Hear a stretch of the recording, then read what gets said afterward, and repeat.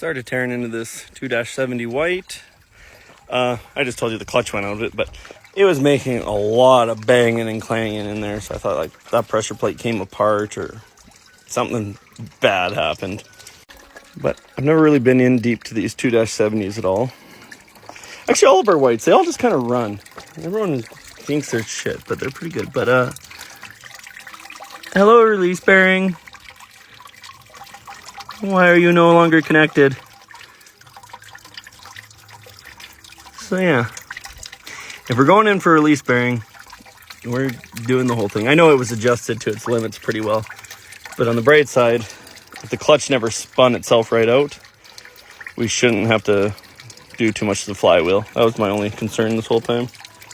Yeah. Like, just a lot of nothing going on. You know, it's coming apart pretty easy. Like, it's a simple tractor, but that bottom rad hose pushed me to the limits. So far, the only dumb thing is getting the rad out. If they would have made the bolts holding this down a little easier to get to, it could have came out as one, but the rad will come out, then those will come off. And I don't know, we might have to recore this rad. Like, it's not leaking, but do you put that back in when it's right here? Well, we'll see what the price is. You know, bringing the forklift over here or draining the fuel, both would have been good ideas, but here we are. Yeah, not ideal. Like, there was a little bit of weight to that. This is starting to look like you could do a clutch in 6 hours if you knew what you were doing. Like, I'm not long into it, just stumbling around. Yeah, probably time for that chain coupler to be changed out. Well, oh yeah, that's enough for today. I got pretty well everything unhooked. It's still bolted in, but I'll bring the forklift over probably late tomorrow sometime. And yank her out, set her on the shop floor. And there's two style of clutches. There's a diaphragm and a three lever. They're both the same price. I think from the dealer they were $600. So we'll see what style it has. Look into some aftermarket options, and I'm also going to price out recoring that rad and all the rad hoses, because some of those look terrible to change, especially if I cut them all in. We have no choice, so it'd be good. Maybe a thermostat, I think, kinda. I'd like to run warm, but not terrible. Get it redone, make it good. Back on this white, I brought the forklift over. We're pretty close. It's still bolted in, but everything engine-wise unhooked. I just have to get the shaft out for the PTO, which I've never done. And I have a manual, but I don't have it for a 270. I have it for a 1655 and smaller. I don't know, the diagrams, it all looks similar, but not the same. Maybe they're just bad pictures. I don't know. So I'm just stumbling into it. So I'm going to take the snap ring off. I guess I'm going to layer all the clutches off after that. And then, I don't know, we're just going to see what's next. Because, yeah, in the manual, they were talking about 4 retainer bolts up there. So I don't know. That didn't work. Shaft pushed in a little bit. I don't know, do you have to pull that shaft out the side and then slide it all out as one unit? Is there even room for that to come out? Doesn't look like it. Do some research. Okay, YouTube, the Oliver guy. Smart, handy. Was lined up and everything. That snap ring. A little ignorant to get, but now it should pull off. I can engage it to keep all these locked together or not. He said it doesn't really matter. Hey, takes a lot of jiggling to get that off. And I left them loose because I was having trouble. Thought it'd give me more wiggle room, but I don't really know where it holds on. Probably the bearing, I guess, into there is probably what was the fight. But there. Now that, I wonder how far it has to come out. Pretty far, I guess, because I think that's still in. Let's try that. Seems like a little shaft to run your whole PTO. Oh yeah, she's out now. I'm sure the thermostat housing is not the approved way, but I don't know. I'm sure it's been done before.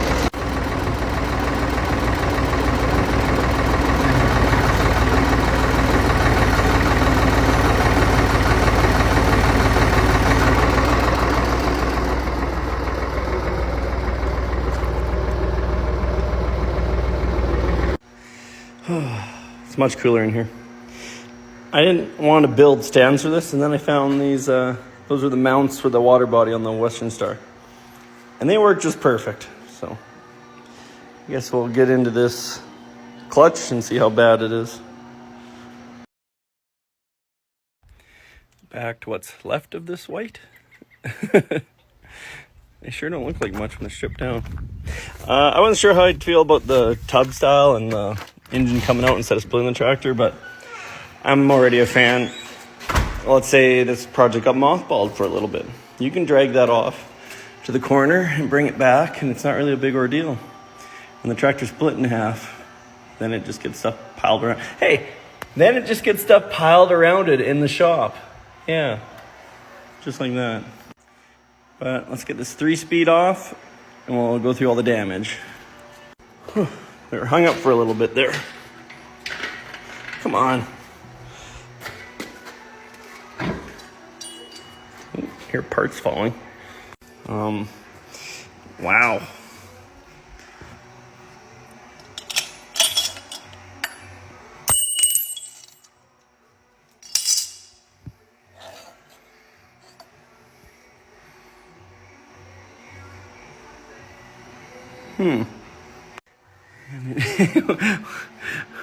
What do you mean? Why didn't you want to work anymore?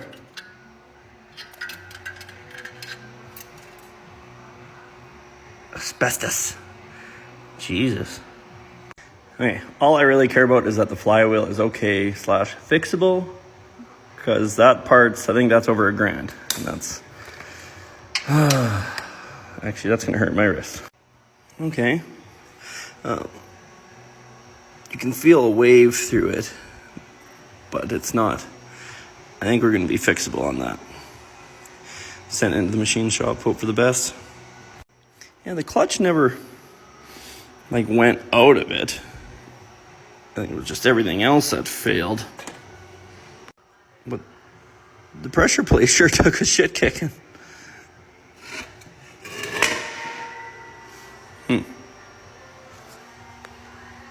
Yeah, you kind of see.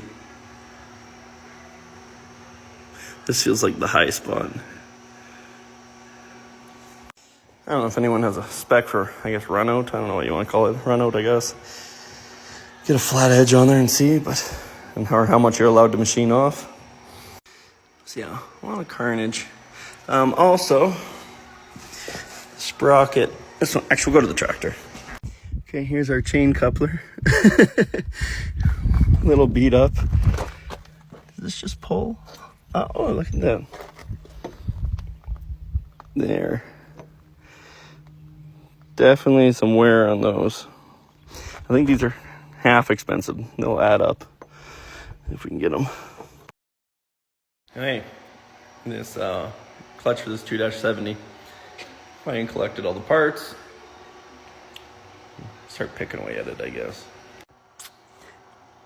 Might have to Google, see if there's a torque spec. I'm sure there is. We may even use it. That is an odd spacer, though, to put on in there. I don't understand that. Never mind. It's less odd when you look at it. So you can do your PTO and have a pilot bush bearing. Gotcha. Gotta get this pilot bearing out. So I'm just gonna weld that across and push it from the backside. Easy peasy. So putting the flywheel on, dropped it once, tried to save it. Halfway through, figured that's a good way to lose a finger, so I let it go and let it smash the floor. But it looks like these aren't equal. There's an offset, like a directional. So I just took it off and I kind of dropped it again, but it's a heavy little bastard. like, yeah, not lining up so great. I got them all loosened off so I can kind of wiggle it around, but it doesn't, there's no like markings that show that it's orientated a certain way. Okay, took a lot of wiggling, but I did get it in there. So before I put the clutch on, I'm going to double check that on the Facebook group because that seemed extra tight. All right, Facebook says there is a right and a wrong way. You're supposed to take it off in top dead center, and then a mark lines up with that hole, I'm guessing. So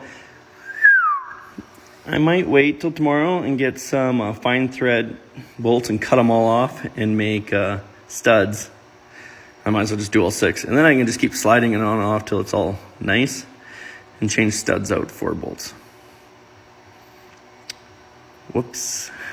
Guess I should have done that right the first time. All right, when I made 6 dowels, used them all, put them in, so now just pulling them out, put bolts back in. Went to put the throwout bearing on, we were running into problems. This new sleeve doesn't even fit in the old one that's worn. So, I don't think this guy's that bad a shape. All it is for this to slide. I think we're just gonna run with the old one. So I never had an alignment tool, so I just kind of centered it and hope for the best. And it slid right in there, one little wiggle, and went all the way in. So that was a miracle. Winning. Well, I don't have the forklift at my place right now to put this engine back in that tractor. So thought probably the easiest time there'll ever be to do a valve set on it.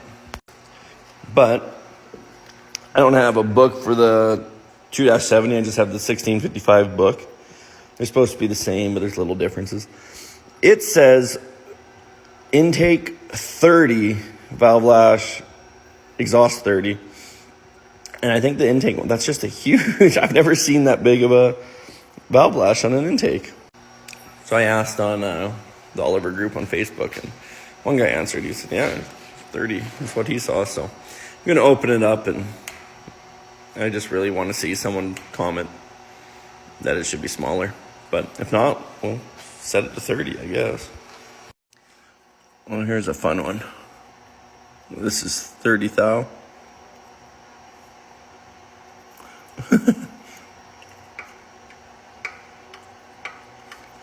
That one had to have been making a little bit of noise. Also, I should weigh this thing. I have never seen such a heavy valve cover in my life. Like, it's the whole thing cast iron. It's unbelievable how heavy that is. I know some people get really hung up on procedures of doing valve set, but really, I ignore it all. If this valve is pinned all the way down, wide open, this valve's going to be free. And you just start turning and wait till one's pinned down and you do the one next to it. I don't seem to run into any problems. Okay, that was that really bad one. I had to screw it in a turn and a half to get it right. You just want some drag. I guess more important, find out what you like, whether it's a little drag, loud drag, but keep it consistent. If you have them all tight a thou, it's not the end of the world, but it's better just have them all the same. Another little trick. When you go to tighten your keeper, you seem to always slip and tighten it up a little bit. So I always set it up a little loose and then not worry about holding that keeper perfect when you tighten it, because it always ends up getting a little tighter. And then sometimes you do it twice, but seems to give decent results. Well, there we go. Majority, besides 2 really loose ones, most of them were tight, which is, this thing's a hard starter, so hopefully this helps out. If nothing else, it's just maintenance. Oh, good to do. More finishing touches on this clutch job going into this 2-70. The chain coupler on the back. I ordered new ones. These are expensive, like $270 for this one, and then the other side one was like $160. But there was some wear.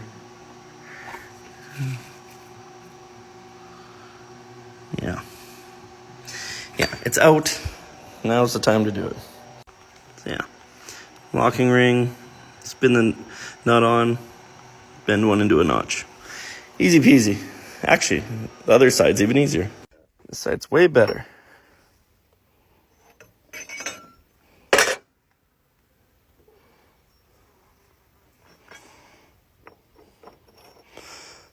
Ta-da. They're pretty wide. Okay, brought the forklift over today. So, don't think we're forgetting anything. Just did some rad hoses, some hard to get ones because they were cheap. Just lift it up. If you can't tie knots, tie lots. Should work.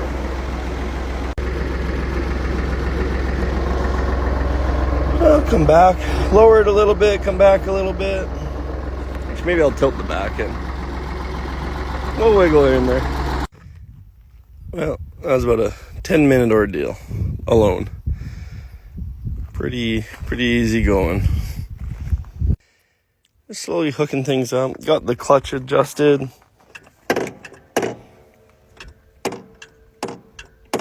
The tack cable.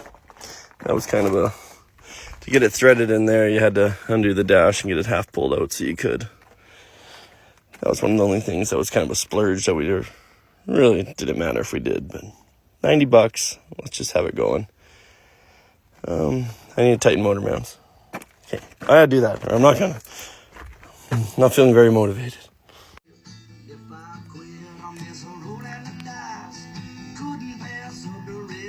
Brought the speaker out for a little motivation. But picking away, doing the wiring. Just don't stop. You'll get it done, little by little. Everything about that rad fought me. Not a fan. And this, I probably should have done before I strung all this across here. But let's get the coupler on. Here we go. It was annoying, but not hard. You do it mostly from the bottom, and getting the stuff over on that side is the spot. Then spinning around to the top for the cotter key. Oh, out here in the wind, but gonna finally try and fire this white up. Should go. It doesn't like to start on the best days, so let's see what she does. I redid some of the fuel system. How much?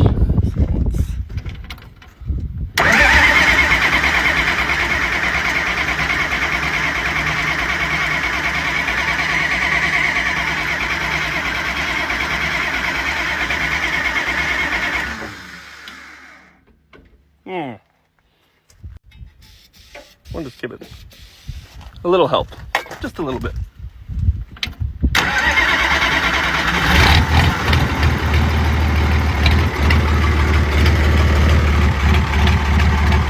Oh, maybe we gotta straight pipe this thing. It sounds kind of good.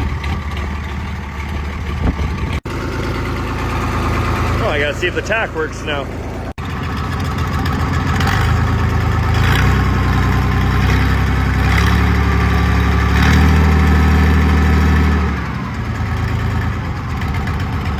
Nice. Not nice. Must be pinched that wire somewhere. I think it was touching the sensor. Yeah, that's a little better. What the heck? Get back in there.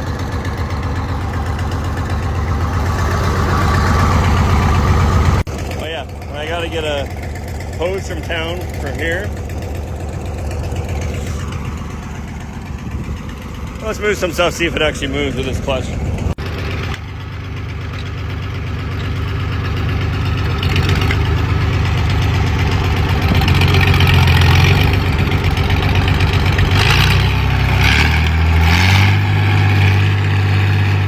Oh yeah, we're not straight piping that.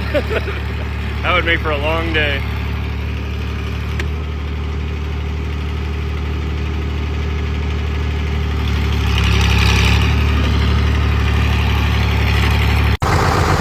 need a new rad cap. It's kind of dripping, but it's not even really dripping out the hose. I think she's just, maybe that's half why it was running warm all the time, if it wasn't actually building pressure. Yeah, seems good enough. Oh yeah, everyone's always asking about which starter is the gear reduction one for these. I think it was like 170 bucks no core. Yeah, a couple finishing touches. We can put a bolt in that, I guess. Yeah, gotta look at your good side. Kind of straight side. Alright, this white, that's been done for a week now.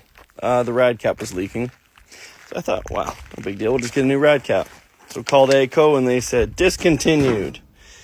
And that's what I think happens to a lot of people who try and get ACO parts, because they're always complaining and I don't seem to have much trouble. So your next follow-up question always, can you search the system for old stock? Okay, yeah, we can. Oh, Vermilion has one. Call it Vermilion. 25 bucks. And yes, it's just a normal rad cap glued to the special lid. Like, I didn't have to, but for 25 bucks, why not have the proper one? But yeah, I found a lot of old parts hidden at dealerships. What is dripping? Are we leaking fuel? Oh, you bugger. Ah, always something. But yeah, found a lot of old rad or ACO parts at random dealerships in the Midwest and stuff. And, you know, that thing's just all dried up. Is there even a seal on the top? Oh, it's broken. No wonder it's leaking. You see that? That'll be much better. Much better. For a discontinued part, it was in a pretty new bag. So that must be a new thing.